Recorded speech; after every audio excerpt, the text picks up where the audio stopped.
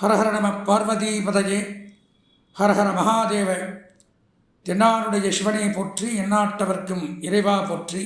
சங்கடம் தீர்க்கும் சனி பகவானை மங்களம் பொங்க மனம் வைத்து அருள்வாய். சச்சரவின்றி சனீஸ்வரத் தேவே இஜகம் வாழ இன்னருள் தாதா. நீலாஞ்சன சமாபாசம் ரவிபுத்திரம் யமாக்ரஜம் ಛಾಯಾ மார்த்தாண்ட சம்பூதம் தம் நமாமி சனைಶ್ಚரம். காகத்வஜாய வித்மஹே ಖಡ್ಗஹஸ்தாய தீமஹி தன்னோ மந்த பிரச்சோதயாத். அன்பார்ந்த எங்களுடைய டிவோட்டினேஷன் தொலைக்காட்சி நேயர்களுக்கு உங்களுடைய ஜோதிட ஆச்சாரியர் ஜோதிட குரு சிவஸ்ரீ டி சரவணமாணிக்க சிவாச்சாரியர், முதல்வர் காஞ்சி காமகோட்டி பீடம் வேத சிவ ஆகம பாடசாலை குருகுலம் சங்கரமடம் காஞ்சிபுரம். அலைபேசி 9865098370 9865098370. அடியனுடைய பணிவான வணக்கங்கள் மற்றும் ஆசீர்வாதங்கள். நாம் நமது டிவோட்டினேஷன் தொலைக்காட்சியின் வாயிலாக தற்சமயம் காண இருக்கக்கூடிய பதிவு அப்படின்னு பார்த்தோம்னா, 2.5 ஆண்டுகளுக்கு ஒரு முறை ஒரு ராசியை விட்டு மற்றொரு ராசிக்கு பயிற்சியாகக்கூடிய சனி பகவானுடைய பயிற்சி. நான் முதல்ல ஒரு பதிவில் போட்டிருந்தேன். அதாவது இந்த 2025ஆம் ஆண்டு மட்டும்தான் 4 பயிற்சி நடக்குது. சனி பயிற்சி, குரு பயிற்சி, ராகு கேது பயிற்சி. பொதுவாக பார்த்தீங்கன்னா 9 கிரகங்கள் உங்களுக்கெல்லாம் தெரியும். நவகிரகங்கள் அப்படிங்கிறது 9. நவம்னா 9, கிரகங்கள்னால் குறிக்கிறது பிளானட்ஸ். 9 கிரகங்களுமே ஒரு ராசியை விட்டு மற்றொரு ராசிக்கு போயிட்டு வந்துட்டு தான் இருக்கும். கிரகங்கள்ங்கிறது நாம்பளும் வச்சுக்கலாம், ராசிங்கிறது வீடு. நமக்கெல்லாம் எப்படி எல்லாருக்கும் ஓன் ஹவுஸ் இருக்கோ அந்த மாதிரி கிரகங்களுக்கு வீடு அப்படின்னு சொல்லக்கூடியது தான் இந்த 12 ராசிகள். அப்போது நமக்கு வீடு இருக்குது அப்படிங்கிற காரணத்தினால நம்ம பிறந்ததிலிருந்து வாழ்நாள் முழுவதும் எல்லாரும் வீட்டுக்குள்ளேயே, ஐயோ என்னோடய வீடு நான் எங்கேயும் போக மாட்டேன்னு வீட்டுக்குள்ளே யாரும் தங்கி இருக்கிறதில்ல. எல்லோரும் பல வேலைகளாக வெளியில் போகிறோம், நல்லது கெட்டதுக்கு போகிறோம், அங்கேயும் இங்கேயும் அலையிறோம். அந்த மாதிரி இந்த கிரகங்களும் பார்த்திங்கன்னா அவங்கவுங்க ராசியிலேயே தங்க மாட்டாங்க. சூரிய பகவான் எடுத்துட்டால் சிம்ம ராசி அவருக்கு சொந்த வீடு, ஓன் ஹவுஸ், அதான் அவரோட வீடு. சந்திர பகவானுக்கு கடகராசி சொந்த வீடு. செவ்வாய்க்கு மேஷம் விருச்சிகம் சொந்த வீடு. புத பகவானுக்கு மிதுனமும் கன்னியும் சொந்த வீடு. குரு பகவானுக்கு தனுசு மீனம் சொந்த வீடு. சுக்கிர பகவானுக்கு ரிஷபம் துலாம் சொந்த வீடு. சனி பகவானுக்கு மகரம் கும்பம் சொந்த வீடு. இவ்வளோதான். அதாவது சூரியனுக்கு 1, சந்திரனுக்கு 1, 2, மற்ற வர 5 கிரகங்களுக்கு 2 2 10 12 ராசி முடிஞ்சது. ராகு கேதுகளுக்குன்னு தனியாக வீடு கிடையாது. அப்போதைக்கு பயிற்சியாக எங்கே இன்றைக்கி நான் இங்கே எக்கோடு இருக்கணும், இது எனக்கு சொந்த வீடு, நாளைக்கு இன்னொரு இடத்துக்கு போடுறேன், அது எனக்கு சொந்த வீடு, அப்படி வச்சுப்பாங்க. ராகு கேதுகளுக்கு தனியாக சொந்த வீடு அப்படிங்கிறது கிடையாது. எதற்காக நான் முதல்ல சொன்ன பாயிண்ட், இப்போ சொந்த வீடுன்னா இந்தந்த கிரகங்கள் இந்தந்த ராசியில் தான் தங்கி இருக்கும்னு நம்ம கற்பனை பண்ண முடியாது. நாம் வெளியில் அங்கேயும் இங்கேயும் போயிட்டு வர மாதிரி இந்த கிரகங்களும் அவங்கவுங்க ராசியை விட்டு மற்றொரு ராசிக்கு போயிட்டு வந்துட்டு இருப்பாங்க. அதற்கு பெயர் பெயர்ச்சி அப்படின்னு பேர். இதற்கு கால அளவுகள் அப்படிங்கிறது உண்டு. ஒரு கிரகம் ஒரு ராசியில் இவ்வளவு நாள் தான் தங்கும், நல்லா தெரிஞ்சுக்கணும். நாமளே இருக்கோம், ஒவ்வொருத்தருக்கும் ஒவ்வொரு வேலைக்கு ஒரு டைம் இருக்குல்ல. பொதுவாக ஒரு ஷாப்பிங் மாலுக்கு போகிறோன்னு வச்சுக்கலாம். நான் போனால் 1 ஹவரில் வந்துடுறேன், நீங்கள் போனால் 2 மணி நேரம், பக்கத்து வீட்டுக்காரன் போனால் 4 மணி நேரம், ஏற்று வீட்டுக்காரன் போனால் நாள் முழுவதும் பொழுதுபோக்குவான். ஒவ்வொருத்தரும் ஒரு வேலைக்கு ஒரு டைம் எடுத்துக்கிற மாதிரி இந்த கிரகங்களும் ஒவ்வொன்றுக்கும் ஒரு டைம் இருக்குது. ஒரு ராசியில் இவ்வளோ நாள் தான் இருக்கும், அப்புறம் அடுத்த ராசிக்கு போயிடும். அப்படி பார்க்கும் பொழுது சூரிய பகவான் 1 மாத காலம், தமிழ் மாதம் 1ஆம் தேதி வந்ததுனால் பயிற்சியாக அடுத்த ராசிக்கு வந்துடுவார். அடுத்ததாக பார்த்தீங்கன்னா சந்திர பகவான் வெறும் 2.5 நாட்கள் இருக்கிறதுலே மிக குறைவான பயிற்சியாகக்கூடிய கிரகம் சந்திரன். 2.5 நாளைக்கு ஒரு பயிற்சி. நல்லா யோசிச்சு பாருங்கள். சந்திராஷ்டமம் அப்படின்னு சொல்கிறாங்க புதுசாக. முதல்ல யாருக்கும் தெரியாது. எனக்கு நீ சந்திராஷ்டமடா, நான் யார்ட்டையும் பேசலடா அப்படின்லாம் சொல்கிறாங்க. எங்களை மாதிரி மீடியாவில் சொல்கிறத வச்சு தெரிஞ்சுட்டு எல்லோரும் தெரிஞ்சுக்கிறீங்க. சந்திராஷ்டமம்னா என்ன? சந்திரன் யாருன்னு பார்த்தீங்கன்னா மனோகாரகன், மாத்துருகாரகன் பேர். மனசுக்கும் தாயாருக்கும் அதிபதி சந்திர பகவான். அஷ்டமம்னா 8. சந்திர பகவான் நம்ம ராசிக்கு 8ஆம் இடத்துக்கு வரும்பொழுது என்ன ஆகும்னு பார்த்தீங்கன்னா மனோரீதியான மனக்குழப்பம், மனப்பதட்டம், எடுக்கக்கூடிய முடிவுகள் தெளிவாக இருக்காது. நம்ம பேசுகிறது என்னங்கிறது தெரியாது, தெரியாமல் வார்த்தையை விட்டுருவோம். அதனால் சண்டை, சச்சரவு, பிரச்சனைகள். அதான் சந்திராஷ்டமம். 2.5 நாளைக்கு ஒருக்கா பயிற்சி ஏறார். 2.5 நாளைக்கு ஒரு ராசியில் 2.5 நாள் தங்குறார். மேஷராசின்னா மேஷராசிக்கு 3 நட்சத்திரம் வரும். 2.5 நட்சத்திரம் ஒரு ராசி. அஸ்வதி, பரணி, கிருத்திகையில் பாதி. அப்போ 2.5 நாள் முடிஞ்சது. 2.5 நாளைக்கு அந்த ராசி மேஷராசி ஃபுல்லாக படிப்பார். ரிஷபராசிக்கு போயிட்டார்னா கிருத்திகையில் பாதி, ரோகிணி, மிருகசீரிஷம், இப்படி 2.5 நாளைக்கு ஒருக்கா பயிற்சி ஆகும்பொழுது ஒவ்வொரு ராசிக்கும் சந்திராஷ்டம்ங்கிறது மாறுது. செவ்வாய், புதன், சுக்கிரன் 45 நாள். அதிகப்படியாக ஒரு ராசியில் எப்படி மிக கம்மியாக குறைவாக சந்திரனை சொல்லணும், அதிகமாக சொல்லக்கூடிய கிரகம்னு பார்த்தோம்னா சனி பகவான். 2.5 வருஷம் சந்திரன் 2.5 நாள், சனி 2.5 வருஷம், எவ்வளோ டிஃப்ரெண்ட் பார்த்துக்குங்க. 2.5 வருஷம் ராசியில் தங்குறார். ராகு கேது 1.5 வருஷம் ராசியில் இருப்பார். குரு பகவான் 1 வருடம். சனி, குரு, ராகு, கேது இவங்க தான் அதிகமாக ஒரு ராசியில் தங்கி நன்மை தீமைகளை செய்யக்கூடியது. அதனால்தான் பார்த்தீங்கன்னா எங்களை மாதிரி யூடியூப் இருக்கட்டும், மீடியா இருக்கட்டும், பத்திரிகை இருக்கட்டும், திருக்கோவில்கள் இருக்கட்டும், அதிகமாக கொண்டாடக்கூடிய விசேஷம்னு பார்த்தீங்கன்னா சனிப்பயிற்சி, குரு பயிற்சி, ராகு கேது பயிற்சி. இது நாளையை மட்டும் அதிகமாக மென்ஷன் பண்ணுவாங்க, ஸ்பெசிஃபிக்காக இதுக்கு முக்கியத்துவம் கொடுப்பாங்க. இதுக்கு வழிபாடுகளும் சரி, எல்லா டிவியும் போட்டி போட்டுன்னு இந்த பதிவை போடுறதும் சரி, இந்த நாளும். அதற்கு காரணம் அதிகப்படியான நாட்கள், அதிகப்படியான தினங்கள் ஒரு ராசியில் சஞ்சரித்து நன்மை தீமைகளை செய்யக்கூடியதுனால தான் இதுக்கு முக்கியத்துவம். அதில் நாம் இப்போ பார்க்க போகிறது அப்படிங்கிறது சனிப்பெயர்ச்சி. 2.5 ஆண்டுகளுக்கு ஒரு முறை ஒரு ராசியை விட்டு மற்றொரு ராசிக்கு போகக்கூடிய ஹையஸ்ட் அதிகமாக தங்கி நன்மை தீமைகளை செய்யக்கூடிய கிரகம் சனி பகவான். பொதுவாக ஒன்று சனி அப்படின்னா யாருன்னு தெரிஞ்சுக்கணும். சனி பகவான் அப்படின்னு எடுத்துனோம்னா சூரியபுத்திரன் சனி, சூரியனுடைய குமாரன், யமனுடைய தம்பி, மாந்தியினுடைய அப்பா. பொதுவாக அவரை சுற்றி இருக்கக்கூடிய வட்டாரங்களே ஒரு கெடுதல் செய்யக்கூடிய கிரகங்கள், ஒரு கெட்ட ஒரு அமைப்பில் தான் சனி இருப்பார். அதான் பயந்துக்கிறது, சனினா பயந்துக்கிறது. குரு பார்க்க கோடி நன்மை, குரு நல்லவர்.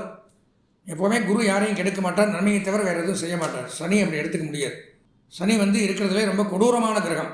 அதாவது நானும் பார்க்க மாட்டார், நீங்களும் பார்க்க மாட்டார், அவருன்னு பார்க்க மாட்டார். தன்னுடைய வேலையை கரெக்டாக செய்ய. இப்போது யமன் எடுத்துக்கங்க, 33 கோடி தெய்வங்கள் உண்டு உலகத்தில். என்னடா அது இப்போ சனிப்பயிற்சி பலனை சொல்கிறேன்னு சொல்லிட்டு இவர் எதோ பேசிட்டு இருக்காருன்னு நினைக்கலாம். ஆனால் இதெல்லாம் தெரிஞ்சுக்க முடியாது. சில விஷயங்கள் கூர்ந்து கவனித்தால் மட்டும்தான் தெரிஞ்சுக்க முடியும். இல்லை நான் சனிப்பயிற்சி டாபிக்குள்ளே போயிருந்தேன்னா 2 ராசிக்கு பேசியிருக்கலாம். ஆனால் சனினா யாருன்னு தெரிஞ்சால் தான் அவர் என்ன பண்ணுவாருங்கிறது முதல்ல தெரியும்.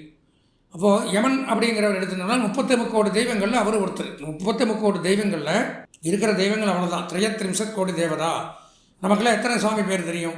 சிவன் கோயிலுக்கு போனால் ஒரு 10, பெருமாள் கோயிலுக்கு போனால் 10, முருகன் கோயிலுக்கு போனால், மீதி போனால் 30 சாமிக்கு மேலே யாருக்கும் தெரியாது.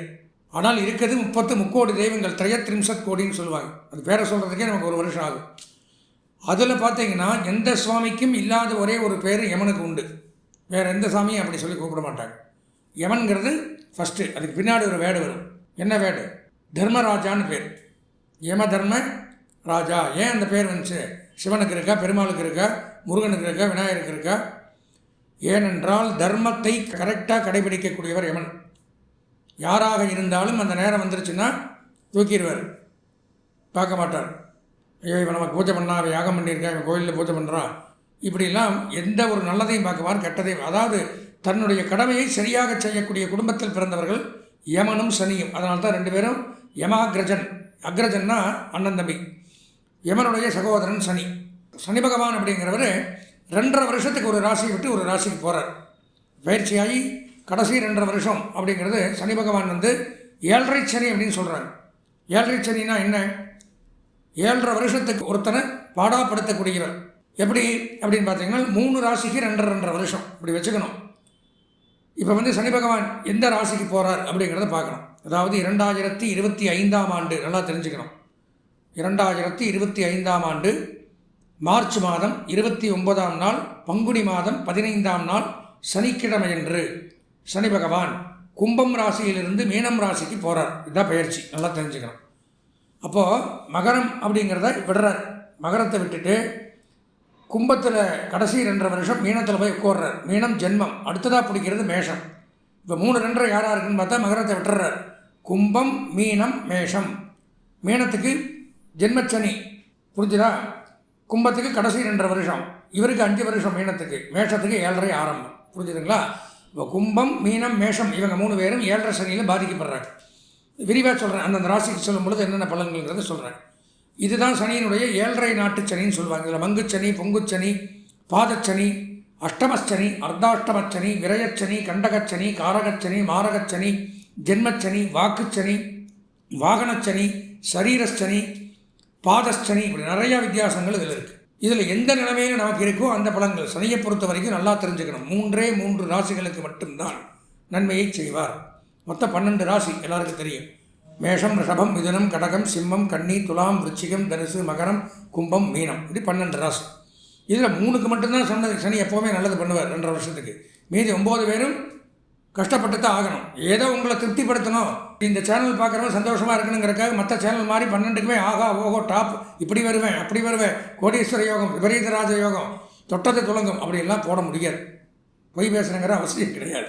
என்ன இருக்கோ அதை நீங்கள் தெரிஞ்சினால் மட்டும்தான் வருமுன் காப்பாற்றிக்கிறது. டாக்டர்கிட்ட போகிறீங்க, உனக்கு இந்த இடத்துல வியாதி, இதை நீ இந்த ட்ரீட்மெண்ட் பண்ணி இதை சரி பண்ணிக்கோன்னு சொல்கிறவன் தான் உண்மையான டாக்டர். அதெல்லாம் ஒன்றும் இல்லை, 2 மாத்திரை தரேன், சாப்பிட்டா சரியாயிடும், 4 நாள் இருப்பான் போயிடுவான், இப்படி சொல்கிறதுக்கு டாக்டர்கிட்ட போகணும், பிரயோஜனம் இல்லை. நிறைய பேர் அதைத்தான் விரும்புகிறாங்க. நமக்கு நல்லதாக சொல்கிறாரு, அவர் டிவி மட்டும் பார்ப்போம், நல்லதாக சொல்லவே நடக்குமா, அது இருக்கிறது தானே சொல்ல முடியும்.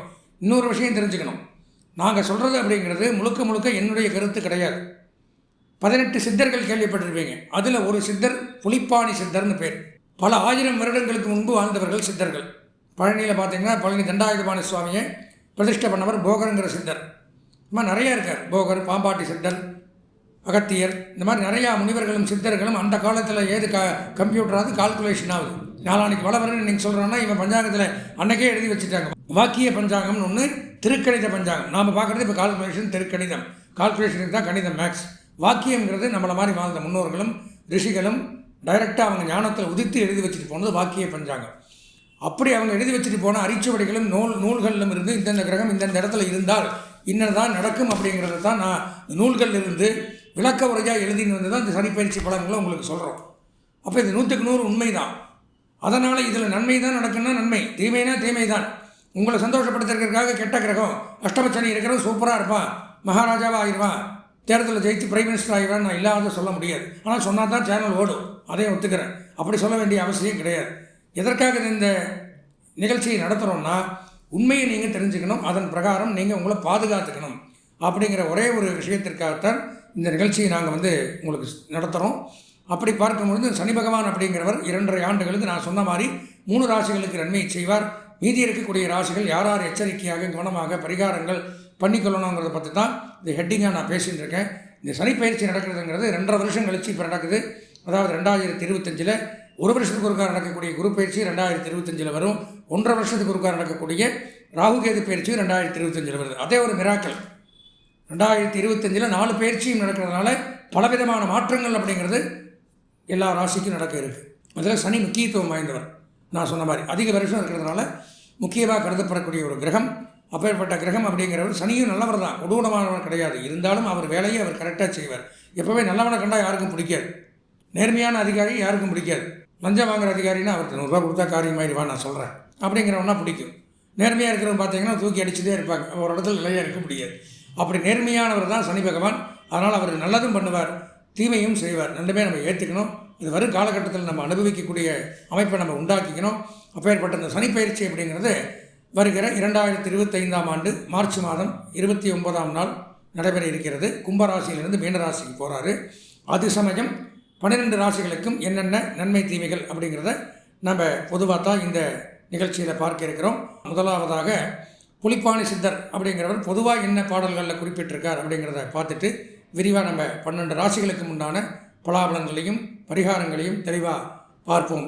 அன்பார்ந்த எங்களுடைய அஸ்வதி, பரணி, கிருத்திகை ஆகிய நட்சத்திரத்தில் பிறந்த மேஷராசி நேயர்களுக்கு சனிப்பெயர்ச்சி பலாபலன்கள் அப்படிங்கிற தலைப்பில் இந்த 2025 ஆண்டு மார்ச் மாதம் 29ஆம் நாள் சனிக்கிழமை அன்று சனி பகவான் கும்பம் ராசியிலிருந்து மீனம் ராசிக்கு பிரவேசிக்கக்கூடிய காலத்தில் மேஷராசியான நமக்கு என்னென்ன நன்மை தீமைகளை செய்யும் அப்படிங்கிறத தான் பார்க்குறோம்.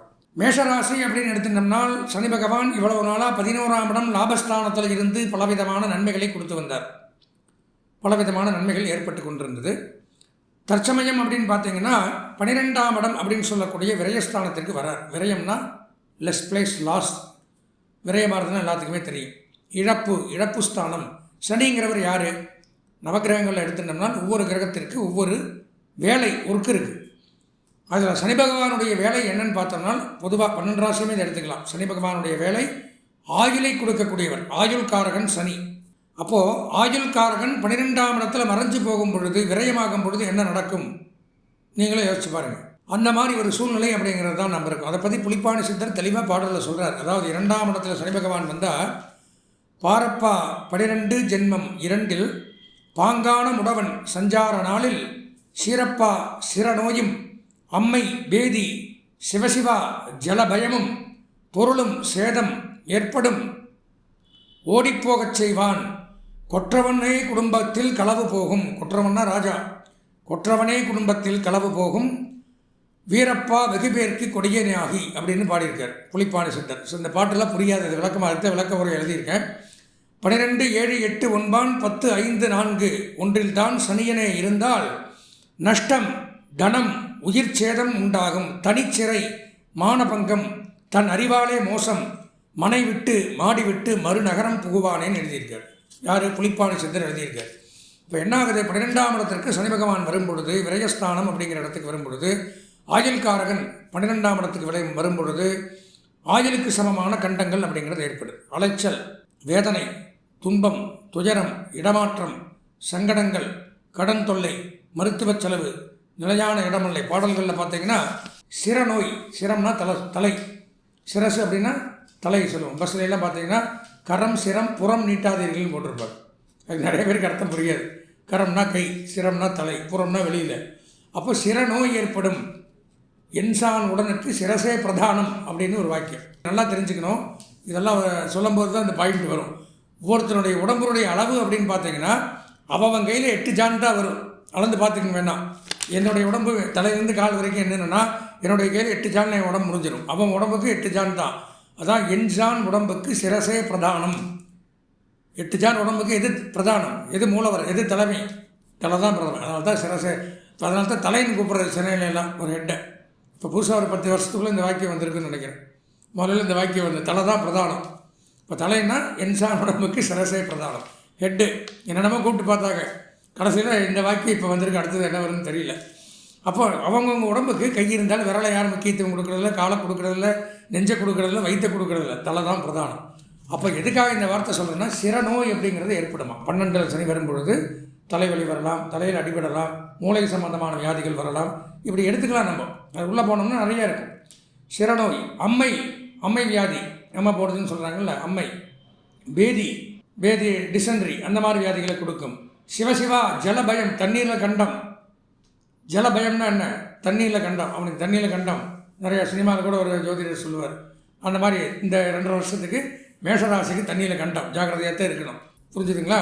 ஜலகண்டம், ஜலபயம், பொருள் சேதம் உண்டாகும். சேர்த்தி வச்ச பொருள், புதுசாக சம்பாதிச்ச பொருளை சம்பாதிக்க முடியாது. வச்சு சாப்பிடுவோம், அதில் சேதமாகும். புரிஞ்சுதுங்களா? கூறப்பா குடி ஓடிப்போகச் செய்வான். குடினா என்ன? மனைவி, மக்கள், குடும்பத்தை விட்டே ஓடி போக வச்சிருவாராம். இந்த பாட்டினுடைய விளக்கத்தை சொல்கிறேன். கொற்றவனே குடும்பத்தில் களவு போகும். கொற்றவன்னா யார்? ராஜா வீட்டிலேயே திருட்டு போகுமா. 12 சனி வந்தால் ராஜாவாக இருந்தாலும் ராஜாவாக இருந்தால் எத்தனை பாதுகாப்பு இருக்கும். அவன் வீட்டிலேயே களவு போகுமா. கொற்றவனே குடும்பத்தில் களவு போகும். 12 சனி வரும்பொழுது ஜாக்கிரதையாக இருக்கணும்.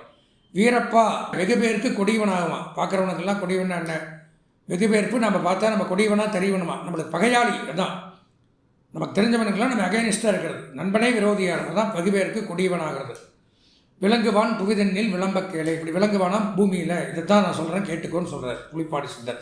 அப்புறம் பார்த்தீங்கன்னா இன்னொரு பாடலில் சொல்கிறார், சனியனே இருந்தால் 2ஆம் இடத்துல சனியனே இருந்தால் நஷ்டம் தனம் உயிர் சேதம். நான் முதல்ல சொன்னேன் 12 சனி இருந்தால் விரயஸ்தானம் ஆயுள்காரகன். அவர் விளக்கியிருக்கார். உயிர் சேதம், சிறை பயம், ஜெயிலுக்கு போகிற பயம், மானபங்கம், தன் அறிவாலே மோசம், தனக்கு தானே சூன்யம் வச்சுக்கிறதுன்னு சொல்கிறாங்கல்ல.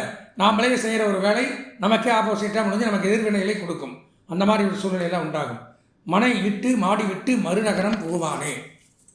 நம்ம வீடு, சொந்த பந்தம், ஊர் எல்லாத்தையும் விட்டுட்டு எங்கேயாவது ஓடி போய் ஒளிஞ்சுட்டா போருங்கிற மாதிரி போயிடுவோங்கிறது தான் 12ஆம் இடத்துல சனி வரும் பொழுது மேஷராசிக்கு நடக்குது.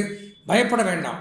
அதாவது நான் சொன்னதெல்லாம் நடந்துருமோ, எல்லாமே டிஸ்அட்வான்டேஜாக சொல்லிட்டாரே, அந்த ஜோதிடர் அந்த இதில் பார்த்து அருமையாக சொன்னாரே அப்படி இல்லை. இதுதான் விளக்க உரையோட பாடலோடு நான் சொல்கிறேன். இதில் பொய்யோ மறைவோ உங்களை காயப்படுத்தணுமோ அப்படிங்கிற எண்ணத்தில் நான் இருக்கிறத சொல்லியிருக்கேன். ஆனால் ஒன்று, இது என்ன ஒரு பெனிஃபிட் அப்படின்னு பார்த்தீங்கன்னா, இப்போ ஒரு நோய் வருதுன்னா அதுக்கு ட்ரீட்மெண்ட் அப்படிங்கிறது ஒன்று இருக்குது. அதை பண்ணி நம்ம ரெமெடி ஆகிக்கிறோம். அந்த மாதிரி இதற்கு பரிகாரம் அப்படிங்கிறது இருக்குது. 12ஆம் இடத்துல சனி பகவான் மேஷராசிக்கு வரும்பொழுது என்ன பரிகாரம் செய்தால் இது விலகும் அப்படிங்கிறத எப்படி தெரிஞ்சுக்கிறது?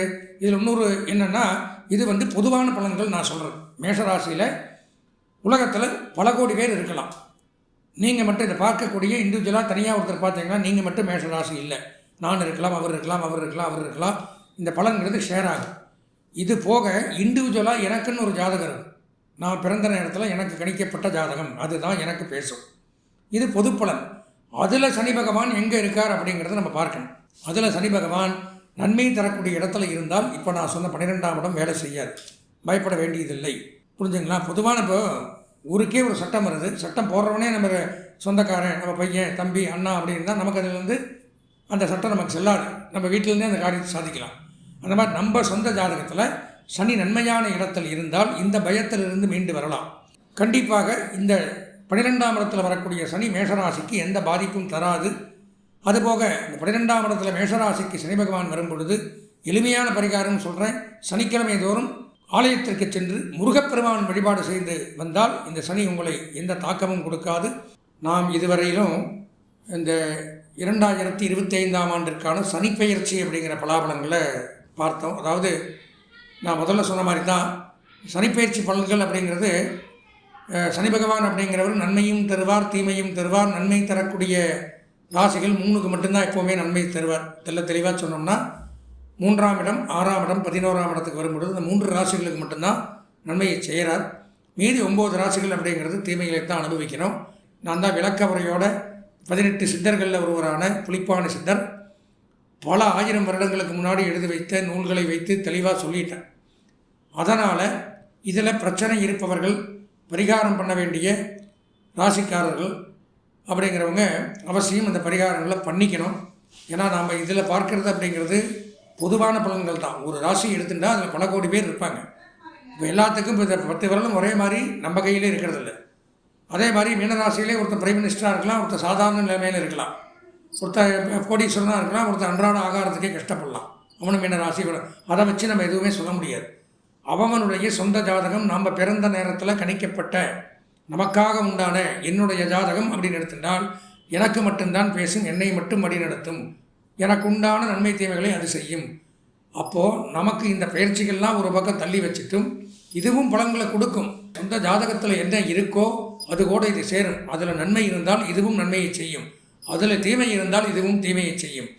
அதனால் நம்ம சொந்த ஜாதகத்தை பார்த்து நன்மை இருந்தால் நன்மையை அனுபவிக்கலாம், தீமை இருந்தால் தீமைகளுக்குண்டான அசுப பலன்களுக்குண்டான பரிகாரங்களையும் செய்து கொண்டு வரக்கூடிய காலங்களில் நிம்மதியாக சந்தோஷமாக வாழலாம் என்று கூறி இந்த பதிவை பார்த்த உங்களுக்கு அவசியம் ஒரு முறை, ஏன்னா நாங்களாம் எங்களுடைய பாரம்பரியம் எடுத்துட்டிங்கன்னா ஒரு 58வது தலைமுறையில் நான் ஜாதகம் பார்த்துட்டுருக்கேன். முன்னோர்கள் எல்லாம் பெரிய அறிவாளிகள், வேதாந்த பண்டிதர்கள், ஜோதிடம், ஆகமம், சிவாகமம், வேதம், இந்த மாதிரி ஆராய்ச்சியாளர்கள் ஜோதிடம் ஜாதகத்தை பற்றியெல்லாம்.